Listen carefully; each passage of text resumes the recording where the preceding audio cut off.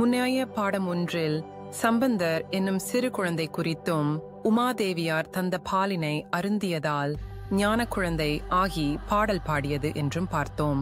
இந்த குழந்தை வளர்ந்து சிறுவனாக பல ஆலயங்களுக்கு சென்று அங்குள்ள இறைவன் குறித்து பாடி சைவத்தினை வளர்த்து பெரும் சேவை செய்து வந்தார். இவர் சிவபெருமான் குறித்து பாடிய 4 நாயன்மார்களில் ஒருவராவார். இவரது காலத்தில் வாழ்ந்த இன்னுமொரு நாயனார் திருநாவுக்கரசர் ஆவார். இந்த நால்வரும் பாடிய தேவார பாடல்கள் திருமுறைகளாக வகுக்கப்பட்டுள்ளன. இது குறித்து பின்னர் பார்ப்போம். ஒருமுறை சம்பந்தர் திருக்கோலக்கா என்னும் சிவன் கோயிலை அடைந்தார். மடையில் வாழை என்று தொடங்கும் தேவார பாடல் ஒன்றின பாடத் தொடங்கினார்.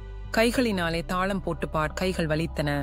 பாடலினை ரசித்து கேட்டுக்கொண்டிருந்த சிவபெருமான் அவர் கைகள் வலியால் சிவந்து அவதியுறுவதை கவனித்தார். இரக்கம் கொண்டார்.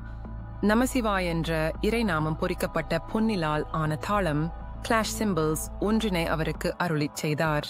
பெரு மகிழ்வு அடைந்த சம்பந்தர் இறைவனை நினைத்து மகிழ்ந்து அந்த தாளத்தினை உபயோகித்து பாடல்கள் பாடினார். திருவிழிமிழலை என்னும் ஒரு ஊர் இருந்தது. அங்கே மழை நீண்ட நாட்களாக பெய்யாததால் விவசாயம் செய்ய முடியாது பெரும் பஞ்சம் நிலவியது. மக்கள் உணவு இல்லாமல் வருந்தினர். இதனை அறிந்த சம்பந்தர் அவருக்கு மூத்தவரான இன்னுமொரு நாயனார் திருநாவுக்கரசருடன் அங்கே சென்றனர். அவர்களுடன் பல அடியார்களும் சென்றார்கள். அவ்வூரில் உணவு கிடைக்கவில்லை. சென்றவர்களும் அங்கு இருந்தவர்களும் பசியால் வருந்தினர்.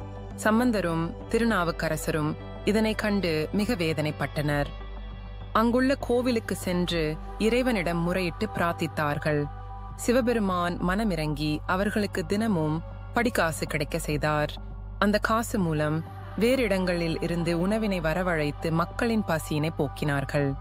மக்கள் பஞ்சம் தீரும் வரை இருவரும் அந்த ஊரில் தங்கியிருந்து இறைவனிடம் படிக்காசு பெற்று அவர்களுக்கு உதவினார்கள்.